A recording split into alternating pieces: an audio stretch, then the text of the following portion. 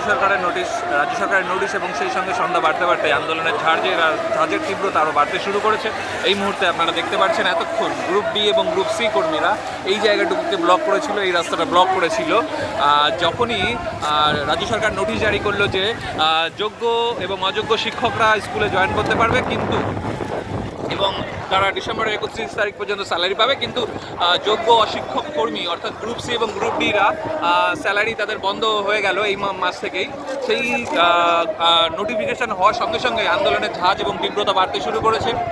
এই রাস্তাটা এতক্ষণ ক্লোজ করে আন্দোলনকারীরা আন্দোলন করছিল।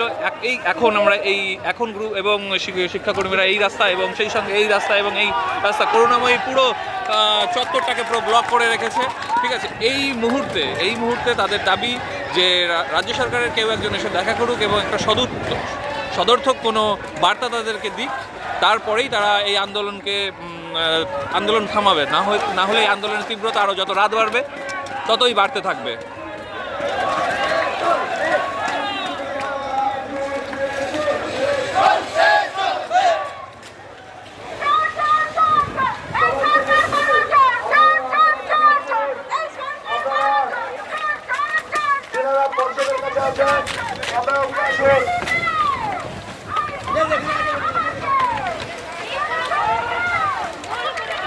আন্দোলনকারীরা এই জায়গাগুলোতে ছড়িয়ে ছিটিয়ে ছিল, এই জায়গাতে জমা ছিল এই যে গৃহজীয় ভবন, এবং গৃহজীয় ভবনের মধ্যে এই গ্রুপ সি এবং গ্রুপ ডি শিক্ষাকর্মীদের 8 জন মতো যারা কালকে গৃহজীয় ভবনের মধ্যে ঢুকেছিল, এখনও পর্যন্ত তাদের সঙ্গে সঠিকভাবে যোগাযোগ করা যাচ্ছে না।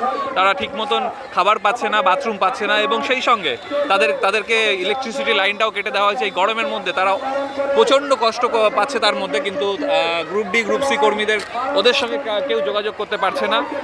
সরকার একেবারে নিরুত্তর, এই গ্রুপ সি এবং গ্রুপ ডিদেরকে একেবারে বঞ্চিত করেছে। যদিও এরা সবাই যোগ্য, এবং যোগ্য হওয়া সত্ত্বেও এদের বেতন বন্ধ করে দেওয়ার নির্দেশ নোটিফিকেশন হয়ে যাওয়ার সঙ্গে সঙ্গেই সবাই মানববন্ধন করে পুরো রাস্তাটাকে আটকে দেওয়া হয়েছে।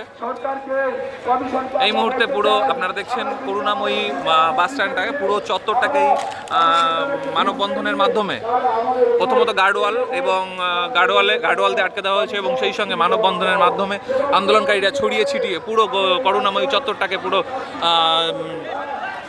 অবরুদ্ধ করে দিয়েছে, যান চলাচলের পক্ষে অবরুদ্ধ করে দিয়েছে। এবং তাদের দাবি যতক্ষণ সরকারের পক্ষ থেকে কেউ এসে সদর্থকমূলক কোনো কথা না বলবে, বার্তা না দেবে, ততক্ষণ এই আন্দোলন চলতে থাকবে।